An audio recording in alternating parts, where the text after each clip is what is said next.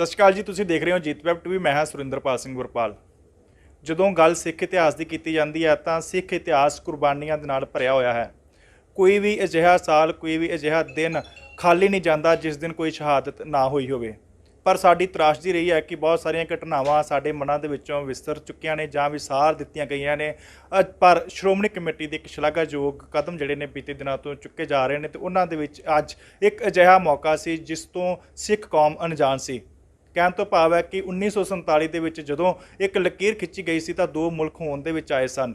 ਬਹੁਤ ਸਾਰਾ ਨੁਕਸਾਨ ਪੰਜਾਬ ਦਾ ਆਇਆ ਸੀ ਤਾਂ ਉਸ ਤੋਂ ਵੱਧ ਕੇ ਜਿਹੜਾ ਨੁਕਸਾਨ ਹੋਇਆ ਸੀ ਉਹ ਸਿੱਖ ਕੌਮ ਦਾ ਆਇਆ ਸੀ, ਕਿਉਂਕਿ ਸਿੱਖ ਕੌਮ ਦੇ ਬਹੁਤ ਸਾਰੇ ਗੁਰਧਾਮ ਪਾਕਿਸਤਾਨ ਦੇ ਵਿੱਚ ਰਹਿ ਗਏ ਸਨ। ਤਾਂ ਜਿਹੜੇ ਪਾਕਿਸਤਾਨ ਦੇ ਵਿੱਚ ਰਹਿ ਗਏ ਸਨ, ਭਾਵੇਂ ਅੱਜ ਉਹ ਬੇਆਬਾਦ ਨੇ, ਪਰ ਸਿੱਖਾਂ ਦੀ ਆਤਮਾ ਅੱਜ ਵੀ ਉਹਨਾਂ ਧਾਰਮਿਕ ਸਥਾਨਾਂ ਦੇ ਵਿੱਚ ਰਹਿੰਦੀ ਹੈ। ਅਜੇ ਇਹ ਦੁਖਾਂਤ ਭੁੱਲਿਆ ਨਹੀਂ ਸੀ ਤਾਂ 1955 ਦੇ ਵਿੱਚ ਇੱਕ ਅਜਿਹਾ ਕਾਰਾ ਵਾਪਰਿਆ ਕਿ ਸਿੱਖ ਧਰਮ ਦੀ ਆਸਥਾ ਦਾ ਕੇਂਦਰ ਸੱਚਖੰਡ ਸ੍ਰੀ ਹਰਿਮੰਦਰ ਸਾਹਿਬ ਵਿਖੇ ਸਮੇਂ ਦੀ ਹਕੂਮਤ ਵੱਲੋਂ ਪੁਲਿਸ ਭੇਜੀ ਗਈ। ਬਹੁਤ ਸਾਰਾ ਤਸ਼ੱਦਦ ਢਾਇਆ ਗਿਆ। ਅੱਜ ਉਸ ਦੀ ਸਮਾਗਮ ਕਰਵਾਇਆ ਗਿਆ ਹੈ ਸ਼੍ਰੋਮਣੀ ਕਮੇਟੀ ਵੱਲੋਂ। ਅੱਜ ਅਸੀਂ ਗੱਲ ਕਰਾਂਗੇ ਸ਼੍ਰੋਮਣੀ ਕਮੇਟੀ ਦੇ ਪ੍ਰਧਾਨ ਬੀਬੀ ਜਗੀਰ ਕੌਰ ਜੀ ਨਾਲ ਅਤੇ ਜਾਣਾਂਗੇ ਉਸ ਇਤਿਹਾਸ ਦੇ ਪੱਤਰਿਆਂ ਨੂੰ ਕੀ ਕੁਝ ਜਿਹੜਾ ਸੱਚ ਹੈ ਉਸ ਘਟਨਾ ਦਾ, ਜਿਸ ਨੂੰ ਸਿੱਖ ਕੌਮ ਜਿਹੜੀ ਹੈ ਅੱਜ ਆਪਣੇ ਮਨਾਂ ਚੋਂ ਵਿਸਾਰ ਚੁੱਕੀ ਹੈ। ਬੀਬੀ ਜੀ, ਬਹੁਤ ਬਹੁਤ ਸਵਾਗਤ ਤੁਹਾਡਾ। ਵਾਹਿਗੁਰੂ ਜੀ ਕਾ ਖਾਲਸਾ, ਵਾਹਿਗੁਰੂ ਜੀ ਕੀ ਫਤਿਹ। ਬੀਬੀ ਜੀ, ਬਹੁਤ ਸਾਰੇ ਇਤਿਹਾਸਿਕ ਪੱਤਰੇ ਜਿਹੜੇ ਅਜੇ ਵੀ ਜਿਹੜੇ ਨੇ ਉਹ ਦੱਬੇ ਨੇ, ਉਹਨਾਂ ਨੂੰ ਤੁਸੀਂ ਫਰੋਲਣ ਦਾ ਕੰਮ ਸ਼ੁਰੂ ਕੀਤਾ ਹੈ, ਸ਼ਲਾਘਾ ਵੀ ਹੁੰਦੀ ਹੈ। ਅੱਜ ਦੀ ਜਿਹੜੀ ਘਟਨਾ ਹੈ ਉਸ ਬਾਰੇ ਥੋੜੀ ਜਾਣਕਾਰੀ ਦਿਓ। ਦੇਖੋ, ਸਿੱਖਾਂ ਨੇ ਬਹੁਤ ਵੱਡੀਆਂ ਕੁਰਬਾਨੀਆਂ ਕਰਕੇ ਪਹਿਲਾਂ ਧਾਰਮਿਕ ਸੰਸਥਾ ਤਿਆਰ ਕੀਤੀ, ਸ਼੍ਰੋਮਣੀ ਗੁਰਦੁਆਰਾ ਪ੍ਰਬੰਧਕ ਕਮੇਟੀ। ਉਸ ਵੇਲੇ ਦੇ ਕਾਂਗਰਸ ਦੇ ਨੇਤਾ ਮਹਾਤਮਾ ਗਾਂਧੀ ਵਰਗਿਆਂ ਨੇ ਕਿਹਾ ਸੀ ਕਿ ਤੁਸੀਂ ਹੁਣ ਸ਼੍ਰੋਮਣੀ ਕਮੇਟੀ ਬਣ ਗਈ ਹੈ ਤੇ ਅੱਗੋਂ ਤੁਸੀਂ, ਬਾਬਾ ਖੜਕ ਸਿੰਘ ਜੀ ਜੇਲ੍ਹ 'ਚ ਸੀ ਤੇ ਉਹਨਾਂ ਕਿਹਾ ਤੁਸੀਂ ਹੁਣ ਬਾਹਰ ਆ ਜਾਓ, ਤੁਹਾਨੂੰ ਛੱਡ ਦਿੱਤਾ ਜਾਏਗਾ, ਜਾ ਕੇ ਤੁਸੀਂ ਜੱਜ ਦੇ ਸਾਹਮਣੇ ਬਿਆਨ ਦੇ ਦਿਓ। ਲੇਕਿਨ ਬਾਬਾ ਖੜਕ ਸਿੰਘ ਨੇ ਕਿਹਾ ਸੀ ਕਿ ਉਹ ਇੱਕ ਪਾਰਟੀ ਦੀ ਸਰਕਾਰ ਦਾ ਜੱਜ ਹੈ, ਉਹਦਾ ਮੁਲਾਜ਼ਮ ਹੈ, ਉਹਦੇ ਸਾਹਮਣੇ ਮੈਂ ਕਦੀ ਨਹੀਂ ਜਾ ਸਕਦਾ, ਕਿਉਂਕਿ ਇਹ ਪ੍ਰਧਾਨ ਦੀ ਜਿਹੜੀ ਪਦਵੀ ਹੈ ਇਹ ਤੇ ਦੇਸ਼ ਦੇ ਅਮਰੀਕਾ ਵਰਗੇ ਦੇਸ਼ ਦੀ ਰਾਸ਼ਟਰਪਤੀ ਵਰਗੀ ਪਦਵੀ ਹੈ, ਇਸ ਕਰਕੇ ਮੈਂ ਕਿਸੇ ਦੇ ਅੱਗੇ ਬਿਆਨ ਨਹੀਂ ਦੇਣੇ। ਸੋ ਉਸ ਤੋਂ ਬਾਅਦ ਐਕਟ ਦੀ ਪ੍ਰਾਪਤੀ ਹੋਈ। ਫਿਰ ਕਿਤੇ ਜਾ ਕੇ ਬਾਬਾ ਖੜਕ ਸਿੰਘ ਜੀ ਨੂੰ ਉਹਨਾਂ ਨੇ ਰਿਹਾ ਕੀਤਾ। ਉਹ ਸਾਰਾ ਤਸ਼ੱਦਦ ਚੱਲਿਆ ਸੀ ਤੇ ਸ਼ੁਰੂ ਹੋ ਗਈ ਆਜ਼ਾਦੀ ਦੀ ਲੜਾਈ। ਜਦੋਂ ਆਜ਼ਾਦੀ ਦੀ ਲੜਾਈ ਸ਼ੁਰੂ ਹੋਈ ਹੈ ਉਹਦੇ ਵਿੱਚ ਵੀ ਜਿਹੜਾ ਸ਼੍ਰੋਮਣੀ ਅਕਾਲੀ ਦਲ ਨੇ ਪਹਿਲਾ ਯੋਗਦਾਨ ਪਾਇਆ ਸੀਗਾ, ਉਸ ਤੋਂ ਬਾਅਦ ਵੀ ਫਿਰ ਸਿੱਖਾਂ ਨੇ ਵੀ ਬਹੁਤ ਯੋਗਦਾਨ ਪਾਇਆ। 80% ਦੇ ਕਰੀਬ ਕੁਰਬਾਨੀਆਂ ਜਿਹੜੀਆਂ ਸੀ ਉਹ ਸਿੱਖਾਂ ਦੀਆਂ ਹੋਈਆਂ। ਕਿਉਂ ਹੋਈਆਂ ਸੀ? ਕਿਉਂਕਿ ਜਦੋਂ ਭਾਰਤ ਅਤੇ ਪਾਕਿਸਤਾਨ ਬਣਨਾ ਸੀ ਉਦੋਂ ਉਸ ਵੇਲੇ ਦੇ ਕਾਂਗਰਸੀ ਲੀਡਰਾਂ ਨੇ ਇਹ ਵਾਅਦਾ ਕੀਤਾ ਸੀ ਕਿ ਤੁਹਾਨੂੰ ਇੱਕ ਐਸੀ ਸਟੇਟ ਤਿਆਰ ਕਰਕੇ ਦਿੱਤੀ ਜਾਏਗੀ ਜਿਹਦੇ ਤੁਸੀਂ ਸਿੱਖ ਜਿਹੜੇ ਆਜ਼ਾਦੀ ਦਾ ਨਿੱਘ ਮਾਣ ਸਕੋਗੇ। ਤੁਹਾਨੂੰ ਕੋਈ ਫੈਸਲਾ ਹੋਇਆ ਕਰੇਗੀ ਤੁਹਾਡੀ ਮਰਜ਼ੀ ਤੋਂ ਬਿਨਾਂ ਨਹੀਂ ਹੋਇਆ ਕਰੇਗਾ। ਸਿੱਖਾਂ ਨੇ ਬੜੀ ਵੱਡੀ ਕੁਰਬਾਨੀ ਦਿੱਤੀ। ਪੌਣੇ 200 ਗੁਰਦੁਆਰਾ ਜੋ ਸ਼੍ਰੋਮਣੀ ਗੁਰਦੁਆਰਾ ਪ੍ਰਬੰਧਕ ਕਮੇਟੀ ਦੇ ਪ੍ਰਬੰਧ ਹੇਠਾਂ ਚੱਲਦਾ ਸੀਗਾ, ਜੋ ਸਾਨੂੰ ਜਾਨ ਤੋਂ ਪਿਆਰੇ ਗੁਰਧਾਮ ਨੇ, ਉਹ ਛੱਡ ਕੇ ਸਿੱਖ ਤੇ ਇਹ ਕਬੂਲ ਕੀਤਾ। ਉਸ ਵੇਲੇ ਕਰੋੜਾਂ ਰੁਪਏ ਦੀਆਂ ਜਾਇਦਾਦਾਂ ਛੱਡ ਕੇ ਸਿੱਖ ਅੱਧੇ ਪੰਜਾਬ ਨੂੰ, ਆਪਣੀ ਹੋਮਲੈਂਡ ਨੂੰ ਅੱਧੀ ਛੱਡ ਕੇ ਉੱਥੇ ਆ ਗਏ। ਇੱਥੇ ਬਸ ਨਹੀਂ, 20 ਲੱਖ ਦਾ ਕਤਲੇਆਮ ਹੋਇਆ ਤੇ ਸਾਰਾ ਪੰਜਾਬੀ ਸੀ, ਸਿੱਖ ਸੀ, ਜਿੱਥੇ ਉੱਥੇ ਕਤਲੇਆਮ ਦੇ ਵਿੱਚ ਹਿੱਸਾ ਪਿਆ, ਮਤਲਬ ਇਹ ਚੱਲਿਆ। ਸੋ ਉਹ ਸਾਰੀਆਂ ਚੀਜ਼ਾਂ ਜੋ ਚੱਲ ਕੇ ਅਜੇ ਇੱਧਰ ਆਏ ਸੀ, ਵਸੇ ਹੀ ਸੀ, ਅਜੇ 47 ਦਾ ਪੂਰਾ ਨਹੀਂ ਸੀ ਹੋਇਆ ਤੇ ਪਹਿਲਾ ਸਰਕੂਲਰ ਜੋ ਦੇਸ਼ ਦੀ ਸਰਕਾਰ ਨੇ ਕੀਤਾ ਉਹ ਇਹ ਕੀਤਾ ਕਿ ਸਿੱਖ ਇੱਕ ਜਰਾਇਮ ਪੇਸ਼ਾ। ਇਹ ਦਰਦ ਜਿਹੜੇ ਸੀ ਉਹ ਡੂੰਘੇ ਹੁੰਦੇ ਗਏ, ਇਹ ਪੀੜਾ ਡੂੰਘੀ ਹੁੰਦੀ ਗਈ। ਉਸ ਤੋਂ ਬਾਅਦ ਅਨੁਸੂਚਿਤ ਜਾਤੀ ਦੇ ਜਾਂ ਰੰਗਰੇਟਾ ਦਲ ਦੇ ਜਿਹੜੇ ਭਰਾ ਸਨ ਉਹਨਾਂ ਨੂੰ ਦਬਾਉਣਾ ਸ਼ੁਰੂ ਕਰ ਦਿੱਤਾ ਗਿਆ, ਉਹਨਾਂ ਨੂੰ ਛੂਤ-ਛਾਤ ਵਿੱਚ ਪਾ ਦਿੱਤਾ ਗਿਆ ਔਰ ਉਹਨਾਂ ਦੀ ਕੋਈ ਸੁਣਵਾਈ ਨਹੀਂ ਸੀ ਹੁੰਦੀ। ਉਸ ਵੇਲੇ ਉਹ ਗੱਲ ਜਿਹੜੀ ਸੀ ਉਸ ਵੇਲੇ ਦੀ ਅਸੈਂਬਲੀ ਵਿੱਚ ਉੱਠੀ। ਕਾਂਗਰਸੀ ਵੀ ਟੱਪੇ, ਕਾਂਗਰਸੀਆਂ ਨੇ ਵੀ ਤੜਫੇ, ਕਾਂਗਰਸੀਆਂ ਨੇ ਵੀ ਕਿਹਾ, MLA ਨੇ, ਲੇਕਿਨ ਸ਼੍ਰੋਮਣੀ ਅਕਾਲੀ ਦਲ ਨੇ ਤੇ ਫਿਰ ਬਾਹਰ ਆ ਕੇ ਜੂਝਣਾ ਸ਼ੁਰੂ ਕਰ ਦਿੱਤਾ। ਲੇਕਿਨ ਉਸ ਵੇਲੇ ਕਾਂਗਰਸੀ ਜਿਹੜੇ ਸੀ ਉਹ ਲਾਲਚ ਵਿੱਚ ਤੇ ਲਾਲਚਾ ਵਿੱਚ ਆ ਗਏ, ਜਿਹੜੇ ਉਸ ਵੇਲੇ ਸਰਕਾਰ ਦੇ ਸੀਗੇ, ਦੱਬੇ ਗਏ। ਸੋ ਸ਼੍ਰੋਮਣੀ ਅਕਾਲੀ ਦਲ ਨੇ ਬੜੀ ਲੜਾਈ ਲੜੀ, ਬੜੀ ਇਹਦੇ 'ਚ ਮੋਰਚੇ ਲਾਏ ਤੇ ਉਹਨਾਂ ਨੂੰ ਪ੍ਰਾਪਤੀ ਹੋ ਗਈ ਕਿ ਉਹਨਾਂ ਨੇ ਕਿਹਾ ਕਿ ਨਹੀਂ, ਇਹਨਾਂ ਨੂੰ ਬਰਾਬਰ ਦਾ ਦਿੱਤਾ ਜਾਏਗਾ, ਉਹਦੇ ਵਿੱਚ ਸੰਵਿਧਾਨ ਦੇ ਵਿੱਚ ਦਰਜਾ ਦਿੱਤਾ ਜਾਊਗਾ।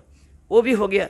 ਉਸ ਤੋਂ ਬਾਅਦ ਇਹਨਾਂ ਨੇ ਪੰਜਾਬ ਦੀ ਗੱਲ ਕਰਨੀ ਸ਼ੁਰੂ ਕੀਤੀ ਕਿ ਜਦੋਂ ਸਟੇਟਾਂ ਵੰਡੀਆਂ, ਸਾਰੀਆਂ ਸਟੇਟਾਂ ਨੂੰ ਬੋਲੀ ਦੇ ਆਧਾਰ ਦੇ ਉੱਤੇ ਵੰਡ ਦਿੱਤਾ ਗਿਆ, ਲੇਕਿਨ ਪੰਜਾਬ ਦੀ ਸਟੇਟ ਦੀ ਜਦੋਂ ਗੱਲ ਆਈ ਉਸ ਵੇਲੇ ਜਿੰਨਾ ਸਾਡਾ ਖਿੱਤਾ ਬਣਦਾ ਸੀਗਾ ਉੱਥੇ ਦਿੱਲੀ ਤੱਕ ਸੀ, ਉਧਰ ਦੂਜਾ ਰਾਜਸਥਾਨ ਤੱਕ ਲੈ ਲਓ, ਯੂਪੀ ਤੱਕ ਲੈ ਲਓ, ਇੱਧਰਲੇ ਪਾਸੇ ਸਾਰੇ ਪੰਜਾਬ ਦੇ ਜੰਮੂ ਤੱਕ ਲੈ ਲਓ, ਬਹੁਤ ਵੱਡਾ ਖਿੱਤਾ ਬਣ ਜਾਂਦਾ ਸੀਗਾ ਜਿਹੜਾ ਸਾਡਾ ਪੰਜਾਬੀਆਂ ਦਾ ਸੀਗਾ।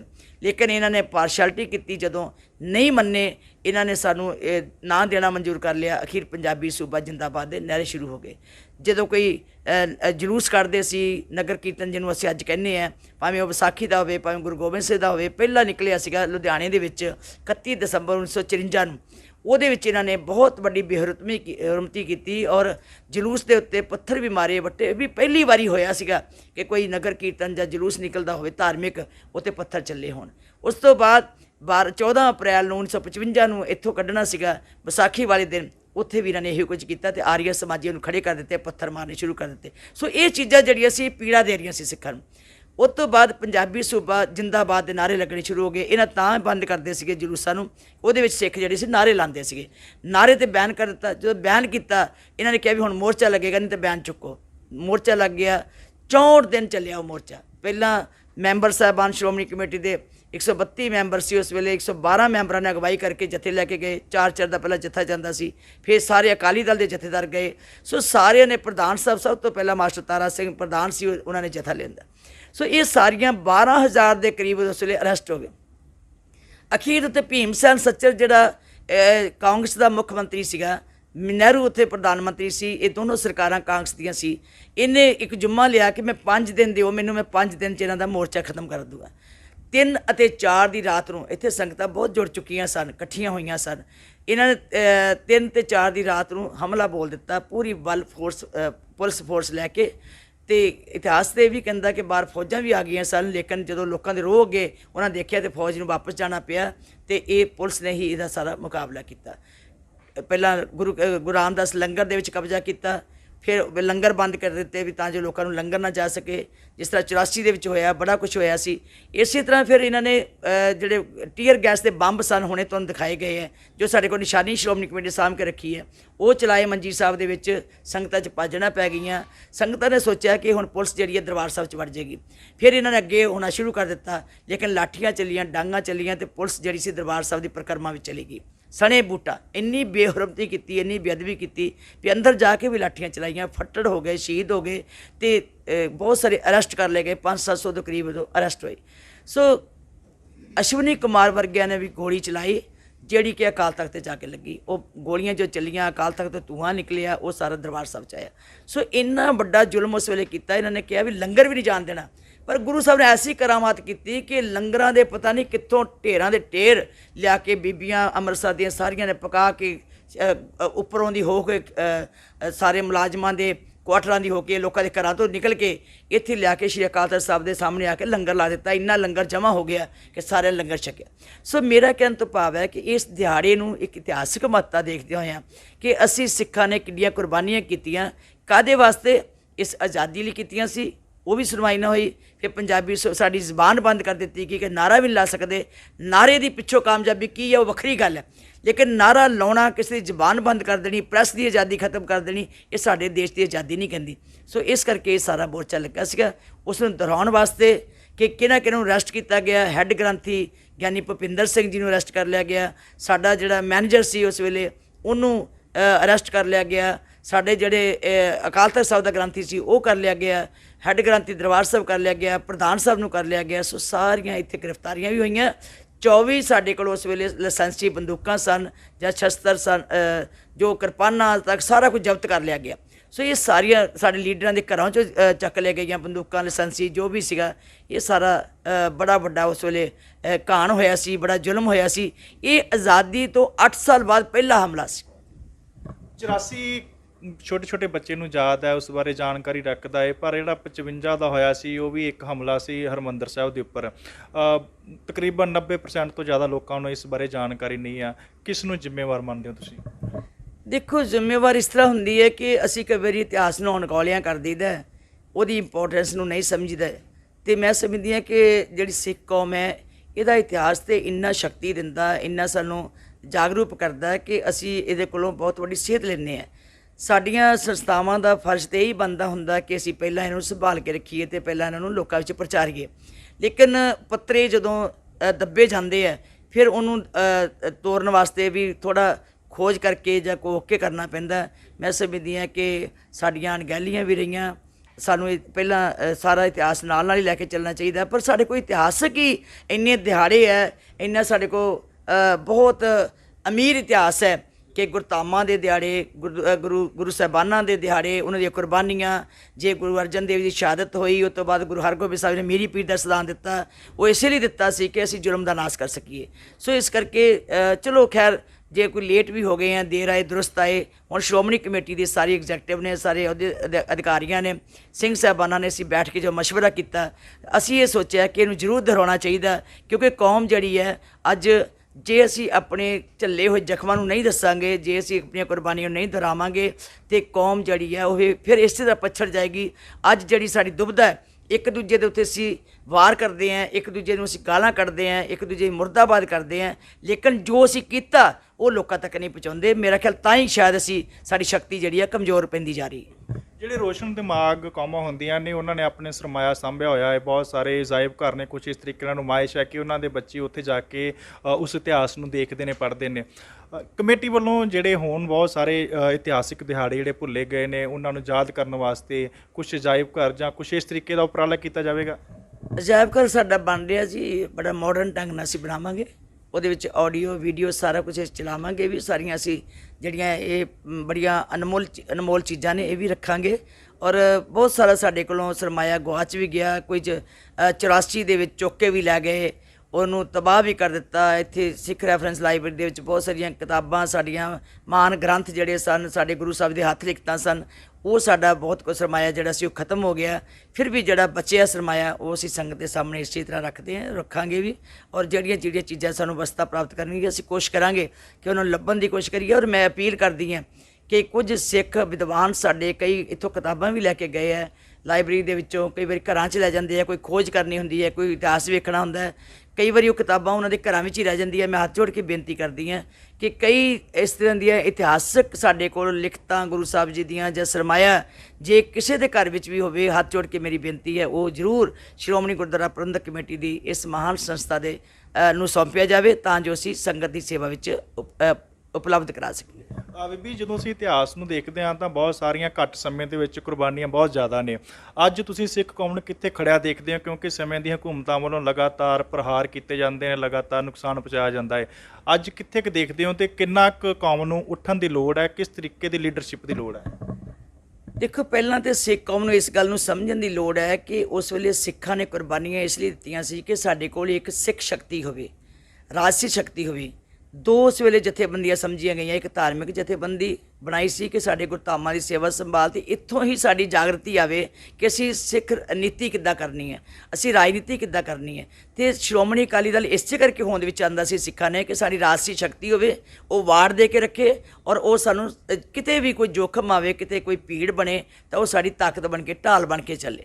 ਸੋ ਅੱਜ ਅਸੀਂ ਵੰਡੇ ਜਾ ਰਹੇ ਹਾਂ, ਸਿੱਖ ਗੁੰਮਰਾਹ ਹੋ ਰਹੇ ਹੈ, ਸਿੱਖ ਪਤਾ ਨਹੀਂ ਕਿਉਂ ਭੁੱਲ ਗਏ ਹੈ ਕਿ ਇਸ ਸ਼ਕਤੀ ਨੂੰ ਅਸੀਂ, ਦੋਨਾਂ ਸ਼ਕਤੀਆਂ ਨੂੰ ਅਸੀਂ ਮਜ਼ਬੂਤ ਕਰਨਾ, ਅਸੀਂ ਉਹਨੂੰ ਕਮਜ਼ੋਰ ਕਰਨ 'ਤੇ ਲੱਗੇ ਹੋਏ ਹਾਂ। ਜੇ ਦੋਨੋਂ ਸ਼ਕਤੀਆਂ ਕਮਜ਼ੋਰ ਹੋ ਗਈਆਂ ਤਾਂ ਸਿੱਖਾਂ ਕੋਲ ਕੋਈ ਐਸੀ ਥਾਂ ਨਹੀਂ ਰਹਿ ਜਾਏਗੀ ਜਿਹੜੀ ਸਿੱਖ ਦੀ ਆਵਾਜ਼ ਬੁਲੰਦ ਹੋਏਗੀ, ਜਿਹੜਾ ਸਿੱਖ ਦਾ ਦਰਦ, ਜਿਹੜਾ ਲੋਕਾਂ 'ਚ ਪੀੜਾ ਜਿਹੜੀ ਹੈ ਲੋਕਾਂ ਦੇ ਵਿੱਚ ਵੰਡਾਉਣ ਵਾਸਤੇ ਤਾਕਤ ਦੇਵੇਗਾ। ਸੋ ਮੈਂ ਸਮਝਦੀ ਹਾਂ, ਮੇਰੀ ਬੇਨਤੀ ਹੈ ਸਾਰਿਆਂ ਨੂੰ ਕਿ ਆਓ ਸਾਰੇ ਹੋਏ ਇਕੱਤਰ, ਮਿਲੋ ਮੇਰੇ ਭਾਈ, ਦੁਬਦਾ ਦੂਰ ਕਰੋ ਲਿਵਲਾਏ ਦੇ ਮਾਹਵਾ ਅਨੁਸਾਰ, ਜੇ ਜੀਵਿਆ ਪਤ ਲੱਥੀ ਜਾਏ, ਸਭ ਹਰਾਮ ਜੇਤਾ ਕਿਛ ਖਾਏ। ਇਹ ਕੁਰਸੀਆਂ ਪਿੱਛੇ ਨਾ ਜਾਈਏ, ਇਹ ਤਾਕਤਾਂ ਪਿੱਛੇ ਨਾ ਜਾਈਏ, ਇਹ ਤਾਂ ਚੀਜ਼ਾਂ ਕੇਵਲ ਸਾਨੂੰ ਨਰਕ ਵਾਲੇ ਪਾਸੇ ਲੈ ਕੇ ਜਾਂਦੀਆਂ, ਇਹ ਤਾਂ ਸਾਨੂੰ ਰੋਲ ਕੇ ਰੱਖ ਦਿੰਦੀਆਂ। ਇਹ ਜੇ ਸ਼ਕਤੀ ਲੈਣੀ ਹੈ ਤੇ ਲੋਕਾਂ ਦੇ ਭਲੇ ਵਾਸਤੇ ਲਈਏ, ਡਿਵੈਲਪਮੈਂਟ ਵਾਸਤੇ ਲਈਏ, ਦੇਸ਼ ਨੂੰ ਤਕੜਾ ਕਰਨ ਵਾਸਤੇ ਲਈਏ, ਆਪਣੀ ਹੋਂਦ ਨੂੰ ਮਜ਼ਬੂਤ ਕਰਨ ਵਾਸਤੇ ਲਈਏ, ਆਪਣੇ ਵਿਕਾਸ ਨੂੰ, ਜਿੱਥੇ ਅਸੀਂ ਮਾਨਸਿਕ ਵਿਕਾਸ ਕਰਨਾ, ਜਿੱਥੇ ਅਸੀਂ ਆਪਣੇ ਲੋਕਾਂ ਦੀ ਜਿਹੜੀ ਮੁਲਾਜ਼ਮਤ, ਰੋਟੀ ਭਵਿੱਖ ਵਾਸਤੇ ਆਰਥਿਕ ਤੌਰ 'ਤੇ ਮਜ਼ਬੂਤ ਕਰਨਾ ਹੈ, ਉੱਥੇ ਅਸੀਂ ਮਿਲ ਬੈਠ ਕੇ ਵੀ ਆਪਣੀ ਹੋਂਦ ਬਣਾਈਏ ਤਾਂ ਜੋ ਲੋਕਾਂ ਦੇ ਵਿੱਚ ਆਪਣਾ ਜਲੂਸ ਨਾ ਨਿਕਲ ਸਕੇ। ਆਖਰੀ ਸਵਾਲ ਹੈ, ਸ਼੍ਰੋਮਣੀ ਕਮੇਟੀ ਸਿੱਖਾਂ ਦੀ ਨੁਮਾਇੰਦਾ ਜਥੇਬੰਦੀ ਆ ਤੇ ਸਿੱਖ ਕੌਮ ਨੂੰ ਬਹੁਤ ਵੱਡੀਆਂ ਉਮੀਦਾਂ ਨੇ ਇਸ ਸੰਸਥਾ ਦੇ ਕੋਲੋਂ। ਤੁਸੀਂ ਕੀ ਮੰਨਦੇ ਹੋ ਕਿ ਕਿੰਨਾ ਕੁ ਲੋਕਾਂ ਦੀਆਂ ਆਸਾਂ ਦੇ ਉੱਤੇ ਖਰਾ ਉਤਰ ਚੁੱਕੀ ਹੈ ਤੇ ਕੀ ਕੁਝ ਹੋਰ ਕਰਨ ਦੀ ਲੋੜ ਹੈ? ਦੇਖੋ, ਜੇ ਸਮਝੀਏ ਤਾਂ ਸ਼੍ਰੋਮਣੀ ਗੁਰਦੁਆਰਾ ਪ੍ਰਬੰਧਕ ਕਮੇਟੀ ਨੇ ਕਿਤੇ ਵੀ ਕਿਸੇ ਸਟੇਟ ਵਿੱਚ, ਕਿਸੇ ਦੇਸ਼ ਵਿੱਚ, ਕਿਸੇ ਧਰਮ ਉੱਤੇ ਕੋਈ ਪੀੜ ਆਈ ਹੈ ਤੇ ਸ਼੍ਰੋਮਣੀ ਕਮੇਟੀ ਨੇ ਆਪਣਾ ਫਰਜ਼ ਪਛਾਣਿਆ ਮਾਨਵਤਾ ਦੀ ਸੇਵਾ ਵਿੱਚ, ਕਦੀ ਕੋਈ ਕਸਰ ਨਹੀਂ ਛੱਡੀ, ਕਦੀ ਕਿਤੇ ਵੀ। ਜੇ ਕਿਤੇ ਕੁਰਬਾਨੀਆਂ ਦੀ ਗੱਲ ਆਈ ਹੈ ਤੇ ਸ਼੍ਰੋਮਣੀ ਕਮੇਟੀ ਨੇ ਭਾਵੇਂ ਆ ਦੇਖੋ ਤੁਸੀਂ ਕਿਸਾਨਾਂ ਦੀ ਗੱਲ ਆਈ ਹੈ, ਕਿਸਾਨਾਂ ਦੇ ਦਰਦ ਦੀ ਗੱਲ ਆਈ ਹੈ, ਕਿਉਂਕਿ ਸਾਨੂੰ ਪਤਾ ਹੈ ਕਿ ਜੇ ਸਾਡੇ ਗੁਰੂ ਕੇ ਲੰਗਰ ਚੱਲਦੇ ਆ, ਜੇ ਸਾਡੇ ਪਰਿਵਾਰ ਪਲਦੇ ਆ ਤੇ ਅਸੀਂ ਕਿਸਾਨ ਲੋਕ ਹੈ, ਅਸੀਂ ਉਹ ਪੈਦਾ ਕਰਦੇ ਹਾਂ ਤਾਂ ਅਸੀਂ ਖਾਂਦੇ ਹਾਂ। ਜੇ ਕਿਤੇ ਕੋਈ ਬਿਮਾਰੀ ਪੈ ਗਈ ਹੈ, ਕਿਸੇ ਦਰਦਨਾਕ ਘਟਨਾ ਦੇ ਅਸੀਂ ਸ਼ਿਕਾਰ ਹੋਏ ਹਾਂ, ਉੱਥੇ ਵੀ ਸ਼੍ਰੋਮਣੀ ਕਮੇਟੀ ਜਿਹੜੀ ਹੈ ਉਹ ਅੱਗੇ ਚੱਕ ਕੇ ਤੁਰਦੀ ਹੈ, ਮਾਨਵਤਾ ਦੀ ਸੇਵਾ ਵਾਸਤੇ, ਸਭਨਾਂ ਨੂੰ ਇੱਕੋ ਜਿਹਾ ਸਨਮਾਨ ਦੇਣ ਵਾਸਤੇ, ਸੱਭੇ ਸਾਂਝੀ ਵਾਲਤਾ ਦਾ ਉਪਦੇਸ਼ ਦੇਣ ਵਾਸਤੇ। ਤੁਸੀਂ ਕੋਈ ਧਰਮ ਦੇਖ ਲਓ, ਹਰ ਧਰਮ ਦੇ ਵਿੱਚ ਇੱਕ ਦੂਜੇ ਦੇ ਨਾਲ ਕੋਈ ਵੱਧ ਘੱਟ ਚੱਲਦਾ ਹੋਏਗਾ, ਕੋਈ ਘੱਟ ਕਰਦਾ ਹੋਏਗਾ, ਪਰ ਸਿੱਖ ਧਰਮ ਦੇ ਵਿੱਚ ਇੱਕੋ ਸੰਸਥਾ ਸ਼੍ਰੋਮਣੀ ਗੁਰਦੁਆਰਾ ਪ੍ਰਬੰਧਕ ਕਮੇਟੀ ਜਿਹਨੇ ਹਮੇਸ਼ਾ ਹੀ ਜੂਝ ਕੇ ਸੇਵਾ ਵਿੱਚ ਹਿੱਸਾ ਪਾਇਆ, ਭਾਵੇਂ ਉਹ ਐਜੂਕੇਸ਼ਨ ਦੀ ਗੱਲ ਹੈ, ਭਾਵੇਂ ਉਹ ਹੈਲਥ ਦੀ ਗੱਲ ਹੈ, ਭਾਵੇਂ ਕਿਤੇ ਕੋਈ ਭੀੜ ਬਣ ਗਈ ਹੈ, ਕਿਤੇ ਪੀੜਾ ਆਈ ਹੈ, ਉਹਦਾ ਦਰਦ ਬਣਾਉਣ ਵਾਸਤੇ ਸ਼੍ਰੋਮਣੀ ਕਮੇਟੀ ਪੂਰੇ ਯਤਨ ਕਰ ਰਹੀ ਹੈ ਕਿ ਅਸੀਂ ਇਹ ਆਪਣੇ ਫਰਜ਼ ਨੂੰ ਪਹਿਚਾਣੀਏ। ਕਮੀਆਂ ਹੋ ਸਕਦੀਆਂ ਨੇ, ਕਮਜ਼ੋਰੀਆਂ ਹੋ ਸਕਦੀਆਂ ਨੇ, ਘਾਟਾਂ ਹੋ ਸਕਦੀਆਂ ਨੇ, ਲੇਕਿਨ ਸੰਸਥਾ ਜਿਹੜੀ ਹੈ ਉਹ ਕੌਮ ਦੀ ਹੈ। ਮੇਰੀ ਬੇਨਤੀ ਹੈ, ਸਾਡੀਆਂ ਕਮੀਆਂ ਨੂੰ ਨਾ ਚਿਤਾਰੋ, ਹਮ ਅਵਗੁਣ ਪਰੇ ਏਕ ਗੁਣ ਨਾਈ, ਅਸੀਂ ਉਹ ਸਾਡਾ ਹਾਲ ਹੈ। ਤੇ ਇਹ ਪ੍ਰਮਾਤਮਾ ਕਿਰਪਾ ਕਰੇ ਕਿ ਸਾਨੂੰ ਸਮੱਤ ਬਖਸ਼ੇ, ਅਸੀਂ ਕੌਮ ਦੀਆਂ ਜਿਹੜੀਆਂ ਰੀਝਾਂ ਹਨ, ਕੌਮ ਦੇ ਜਿਹੜੇ ਚਾਹ ਹਨ, ਕੌਮ ਦੀ ਜਿਹੜੀ ਚਾਹਤ ਹੈ, ਉਹਦੇ ਅਨੁਸਾਰ ਅਸੀਂ ਸੇਵਾ ਵਿੱਚ ਨਿਪੁੰਨ ਹੋ ਸਕੀਏ। ਬਹੁਤ ਬਹੁਤ ਧੰਨਵਾਦ। ਵਾਹਿਗੁਰੂ ਜੀ ਕਾ ਖਾਲਸਾ, ਵਾਹਿਗੁਰੂ ਜੀ ਕੀ ਫਤਿਹ। ਸੋ ਇਹ ਸਨ ਬੀਬੀ ਜਗੀਰ ਕੌਰ ਜੀ, ਜਿਨ੍ਹਾਂ ਨੇ ਸਿੱਖ ਇਤਿਹਾਸ ਦੇ ਪੱਤਰਿਆਂ ਨੂੰ ਫਰੋਲ ਕੇ ਇੱਕ ਸੰਗਤ ਨੂੰ ਜਾਣੂ ਕਰਵਾਇਆ ਕਿ ਕਿਸ ਤਰੀਕੇ ਦੇ ਨਾਲ ਸਮੇਂ ਦੀਆਂ ਹਕੂਮਤਾਂ ਵੱਲੋਂ ਸਿੱਖ ਕੌਮ ਦੇ ਉੱਪਰ ਤਸ਼ੱਦਦ ਢਾਇਆ ਗਿਆ ਸੀ। ਤਾਂ ਅੱਜ ਵੀ ਸਮੇਂ-ਸਮੇਂ ਤੇ ਜਿਵੇਂ ਦੇ ਹਾਲਾਤ ਬਣਦੇ ਨੇ, ਤਾਂ ਅੱਜ ਵੀ ਹਕੂਮਤਾਂ ਵੱਲੋਂ ਇਸੇ ਤਰੀਕੇ ਦਾ ਵਰਤਾਰਾ ਜਾਰੀ ਹੈ। ਪਰ ਸਿੱਖ ਕੌਮ ਨੂੰ ਆਪਣੇ ਰੋਸ਼ਨ ਦਿਮਾਗ ਦੀ ਵਰਤੋਂ ਕਰਦੇ ਹੋਏ ਇੱਕ ਲੰਮੀ ਸੋਚ ਜਿਹੜੀ ਲੈ ਕੇ ਚੱਲਣਾ ਚਾਹੀਦਾ ਹੈ, ਤਾਂ ਜੋ ਅਜਿਹੇ ਜਿੰਨੇ ਵੀ ਵਰਤਾਰੇ ਵਾਪਰਦੇ ਨੇ ਉਹਨਾਂ ਤੋਂ ਪਾਰ ਲੰਘਿਆ ਜਾ ਸਕੇ ਤੇ ਆਉਣ ਵਾਲੇ ਸਮੇਂ ਦੇ ਵਿੱਚ ਅਸੀਂ ਆਪਣੀਆਂ ਪੀੜ੍ਹੀਆਂ ਨੂੰ ਇੱਕ ਸੁਨਹਿਰਾ ਭਵਿੱਖ ਦੇ ਸਕੀਏ। ਹਰਿੰਦਰ ਸਿੰਘ ਦੇ ਨਾਲ ਸੁਰਿੰਦਰਪਾਲ ਸਿੰਘ ਵਰਪਾਲ, ਅੰਮ੍ਰਿਤਸਰ। ਦੇਸ਼ ਦੁਨੀਆ ਦੀਆਂ ਤਾਜ਼ਾ ਖਬਰਾਂ ਦੇ ਲਈ ਹੁਣੇ ਪਲੇ ਸਟੋਰ ਤੋਂ ਡਾਊਨਲੋਡ ਕਰੋ ਪੰਜਾਬ ਦੀ ਆਵਾਜ਼ ਅਜੀਤ ਨਿਊਜ਼ ਐਪ। ਹੁਣ ਤੁਹਾਡਾ ਆਪਣਾ ਅਜੀਤ ਹਰ ਸੋਸ਼ਲ ਮੀਡੀਆ ਪਲੇਟਫਾਰਮ ਦੇ ਉੱਤੇ ਉਪਲਬਧ ਹੈ। ਫੇਸਬੁੱਕ ਦੇ ਉੱਤੇ ਹੁਣੇ ਲਾਈਕ ਤੇ ਫੋਲੋ ਕਰੋ ਅਜੀਤ ਦਾ ਅਫੀਸ਼ੀਅਲ ਪੇਜ ਡੇਲੀ ਅਜੀਤ, ਤੇ ਹਾਂ ਨਾਲ ਹੀ ਦੋਸਤਾਂ ਨੂੰ ਪੇਜ ਲਾਈਕ ਕਰਨ ਦੇ ਲਈ ਇਨਵਾਈਟ ਕਰਨਾ ਨਾ ਭੁੱਲਣਾ। ਇੰਨਾ ਹੀ ਨਹੀਂ, ਹਿੰਦੀ ਦੇ ਵਿੱਚ ਖਬਰਾਂ ਵਾਸਤੇ ਲਾਈਕ ਤੇ ਫੋਲੋ ਕਰੋ ਸਾਡਾ ਫੇਸਬੁੱਕ ਪੇਜ ਅਜੀਤ ਸਮਾਚਾਰ ਹਿੰਦੀ। YouTube ਦੇ ਉੱਤੇ ਵੀਡੀਓ ਖਬਰਾਂ ਦੇਖਣ ਦੇ ਲਈ ਹੁਣੇ ਸਬਸਕ੍ਰਾਈਬ ਕਰੋ ਅਜੀਤ ਦਾ official YouTube channel Ajit web TV। ਤੁਹਾਡਾ ਆਪਣਾ ਅਜੀਤ ਹੁਣ ਟਵਿੱਟਰ ਤੇ ਇੰਸਟਾਗ੍ਰਾਮ ਦੇ ਉੱਤੇ ਵੀ ਉਪਲਬਧ ਹੈ। ਟਵਿੱਟਰ ਦੇ ਉੱਤੇ ਖਬਰਾਂ ਦੇ ਲਈ ਫੋਲੋ ਕਰੋ ਡੇਲੀ ਅਜੀਤ, ਤੇ ਇੰਸਟਾਗ੍ਰਾਮ ਦੇ ਉੱਤੇ ਖਬਰਾਂ ਦੇ ਨਾਲ ਵੀਡੀਓ ਦੇਖਣ ਦੇ ਲਈ ਫੋਲੋ ਕਰੋ ਬਲੂ ਟਿਕ ਵਾਲਾ ਸਾਡਾ ਅਫੀਸ਼ੀਅਲ ਚੈਨਲ ਡੇਲੀ ਅਜੀਤ। ਇੰਨਾ ਹੀ ਨਹੀਂ, ਅਜੀਤ ਦੇ ਵੀਡੀਓ ਹੁਣ ਤੁਸੀਂ Apple TV ਦੇ ਉੱਤੇ ਵੀ ਵੇਖ ਸਕਦੇ ਹੋ, ਤੇ ਨਾਲ ਹੀ ਅਜੀਤ ਅਖਬਾਰ ਦਾ ਡਿਜੀਟਲ ਐਡੀਸ਼ਨ ਪੜ੍ਹਨ ਦੇ ਲਈ ਡਾਊਨਲੋਡ ਕਰੋ ਅਜੀਤ ਈ-ਪੇਪਰ ਐਪ। ਤੁਹਾਡਾ ਆਪਣਾ ਭਰੋਸੇਯੋਗ ਚੈਨਲ, ਤੁਹਾਡੀ ਆਪਣੀ ਆਵਾਜ਼, ਪੰਜਾਬ ਦੀ ਆਵਾਜ਼ ਅਜੀਤ।